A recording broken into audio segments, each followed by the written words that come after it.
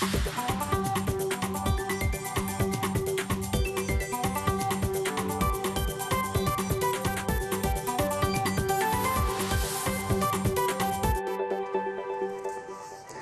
muito boa noite a você. Eu sou Adalberto Piotto e seja bem-vindo ao Cenário Econômico pela TV Brasil, com emissoras públicas de todo o país, diretamente dos estúdios da B3, aqui no centro da cidade de São Paulo. Vamos aos destaques do programa de hoje, aliás, dia tenso no mercado.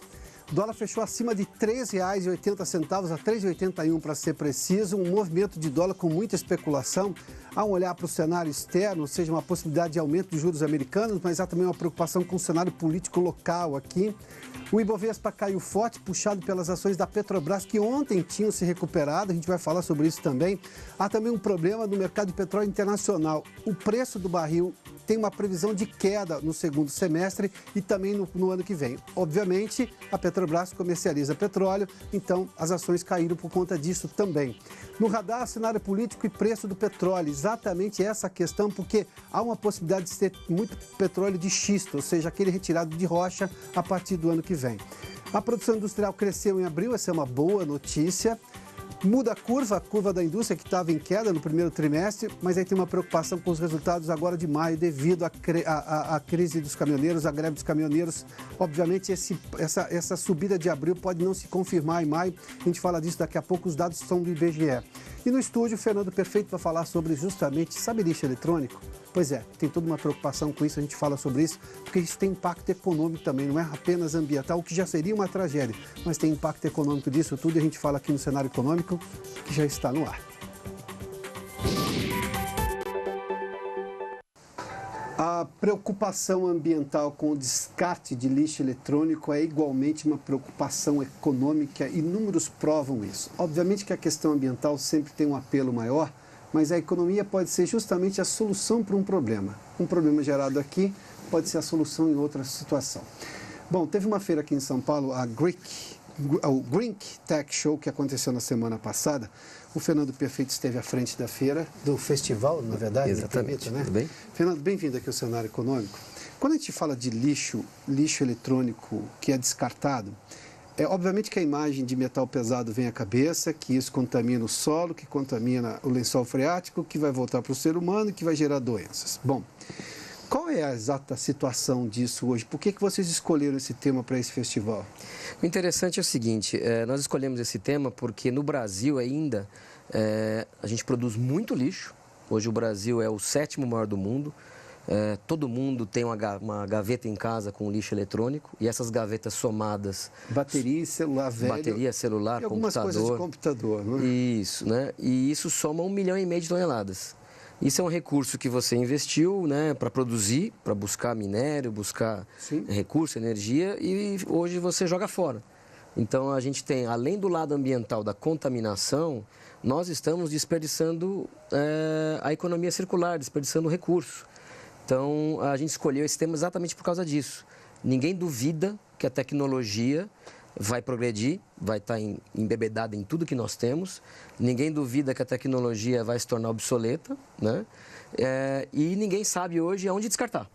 Então, o movimento Green, que nasceu exatamente para, numa ação educacional, mobilizar os jovens, que são nativos digitais, entregar um evento de cultura digital, que é o que aconteceu agora, na semana passada, e deixar para a cidade, articulando recurso com o governo de Mônaco, com as prefeituras e com a entidade privada, os pontos de coleta.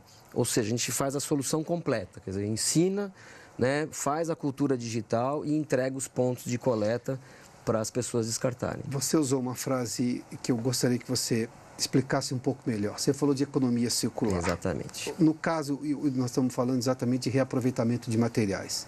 No caso do lixo eletrônico, isso chega em que nível de reaproveitamento? Esse ponto é muito legal. O lixo eletrônico, pelas suas características, ele pode ser 100% reaproveitado. 100%? 100%. Então, você tem zero de descarte na natureza. Então, aquele seu celular usado, seu computador usado, ele tem 2 destinações. Uma, ele pode ser reusado. Então, no nosso projeto, parte do lixo eletrônico ele é remanufaturado e vira computadores para as escolas públicas. Ou seja, a gente permite que um jovem sem condições possa aprender a entrar no mundo digital. E aquilo que não tiver condição de uso, ele é fabricado. Ele é separado as peças e os seus recursos, o plástico, né, os metais pesados, os materiais metálicos, são reinseridos na cadeia produtiva. E isso volta como um produto novo, que economiza 60% do recurso natural que ia ser usado. Vamos só fazer menção. As pessoas quando dizem assim, eu vou pegar um computador que foi descartado por alguém que tinha posses e isso vai ser utilizado numa escola pública, não quer dizer que isso aí perdeu a qualidade e a usabilidade, porque o que se tem hoje é pessoas usando equipamentos extremamente potentes para atividades que não precisam daquilo. Ou seja, dependendo da atividade, um computador pode ter uma vida útil muito longa, não é? Com certeza. E você, na verdade, você acaba reaproveitando os recursos. E um computador para acessar a internet, para algumas pessoas é uma coisa muito básica, mas para quem não tem internet em casa, quem quer fazer um trabalho, poder buscar no Google e poder fazer pesquisas, isso é um avanço tremendo. Ou mesmo usar uma ferramenta básica do Office para fazer uma apresentação melhor do trabalho. Então, né? Isso é para algumas escolas aqui em São Paulo, hein? Aqui em São Paulo nós fizemos um torneio no evento, onde uma escola pública de São Caetano ganhou o torneio. Ela sozinha captou 12 toneladas de lixo eletrônico e ela não tinha um laboratório de informática. Você acredita? Então, a gente doou 20 computadores que foram fabricados durante o evento para a escola. Você precisa ver a alegria. Esses remodelados. Que nós recebemos no evento, refabricamos através do CRC, o Programa do Governo Federal, e doamos no próprio evento. Que coisa fantástica isso. Aquilo que ia ser jogado fora, descartado. Hoje a escola... Isso não é um festival para falar só de futuro, falou do presente. Exatamente, exatamente. Então, o grande ponto da economia circular do lixo eletrônico é que ela pode gerar inclusão digital, né, como também tem um aspecto econômico. Hoje, nós reaproveitamos os plásticos no Brasil, existem indústrias, né, que conseguem reaproveitar o plástico do lixo eletrônico, mas os metais raros, nós exportamos todos. Então, nós não, como o nosso descarte é muito baixo, só 3%, essa indústria de mineração urbana, de poder recuperar os metais do lixo eletrônico, nós não temos no Brasil. E segundo algumas estimativas da Associação Brasileira da Indústria Eletrônica, se nós conseguíssemos elevar de 3% o descarte correto para 17%, 20%, essas indústrias poderiam vir para o Brasil, fazer essa mineração dentro do Brasil. Ou seja, depende do descarte correto justamente para ter matéria-prima para essa indústria da economia circular. Tem que ter volume. Se ela não tiver volume, ela não vai poder fazer. Não consegue fazer, ficam deficitárias. Qual é o tamanho da consciência? Você falou, o evento é para jovens, evidentemente, e qual é o tamanho da consciência dessa meninada que já nasceu com o celular na mão, ou pelo menos com o computador na mão? O lixo que ele gera eletrônico é maior do que o que eu gerava. Não, isso é interessante. Essa nova geração, né, que a gente chama geração Z, eles são os primeiros nativos digitais. Então, para eles, sempre existiu a internet, sempre existiu os devices, né? Eles chegam numa televisão e querem usar o touchscreen, estão acostumados.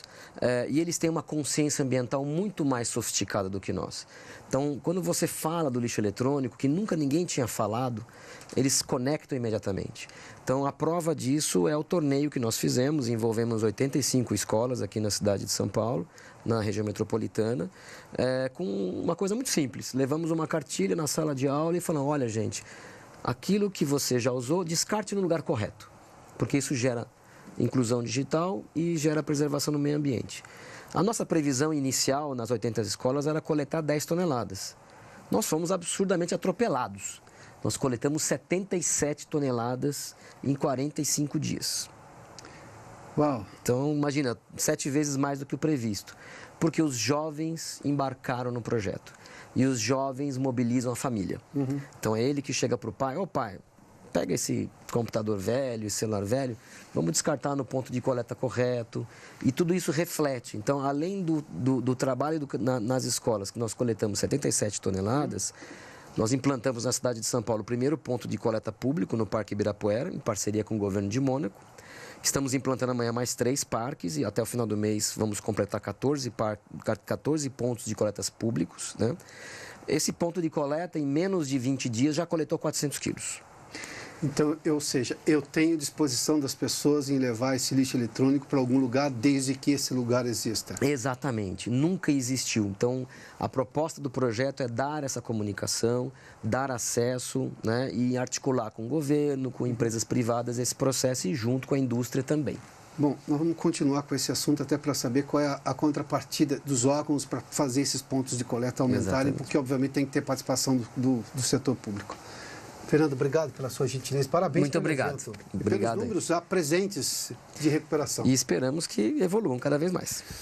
O Cenário Econômico termina aqui. Muito obrigado pela sua companhia, pela audiência. Boa noite a você. Amanhã, quarta-feira, a gente está de volta às 7 da noite aqui na TV Brasil. Até lá.